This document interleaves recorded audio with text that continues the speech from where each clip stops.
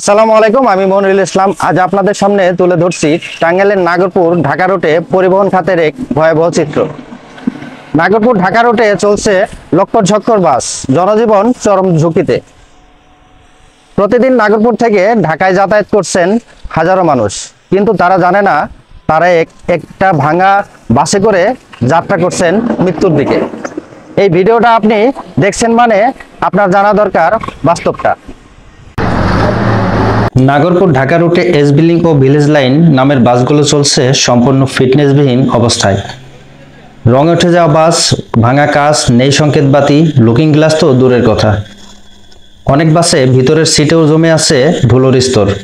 সরকারি নিয়ম অনুযায়ী এসব বাস রাস্তায় নামতে পারে না, তবুও চলছে প্রশাসনের চোখের সামনে দিয়ে।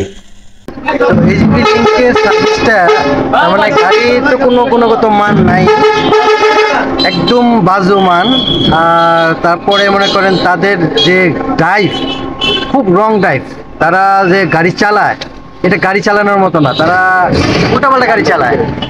ওই দেখেন কালকের আগের দিন এমন একটা ফ্রি জায়গায়, ভালো একটা জায়গায়, ওখানে অ্যাক্সিডেন্ট হওয়ার কোনো প্রশ্নই ওঠে না, বাট সেখানটায় এমন একটা দুর্ঘটনা ঘটছে যে বহু মানুষের প্রাণ ক্ষতির সম্মুখীন হইতে পারতো, বাট উপরওয়ালার দোয়া আছে, সবাই বেঁচে গেছে।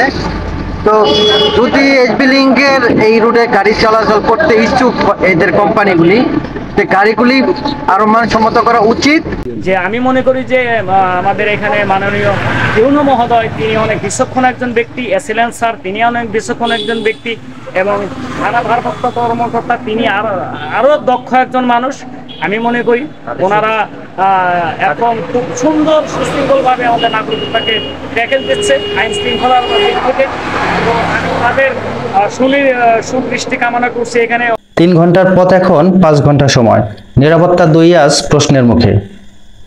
বাস মালিক সমিতির সভাপতি জানিয়েছেন পুরনো বাস সরানো হবে শীঘ্রই এবং ফিটনেস পরীক্ষা কঠোর করা হচ্ছে। নাগরপুরবাসীর একটাই দাবি, নিরাপদ উন্নত মানের বাস সার্ভিস। এই অব্যবস্থাপনার আর চলতে দেওয়া যায় না। ভিডিওটি শেয়ার করুন, নিজের মতামত দিন কমেন্টে। চুপ থাকলে পরিবর্তন আসবে না। আপনার চারপাশে যদি এমন কোনো সমস্যা থেকে থাকে আমাদের জানাতে পারেন। এই ছিল আজকের প্রতিবেদন। আমি মনিরুল ইসলাম, দেখা হবে পরের ভিডিওতে। ধন্যবাদ।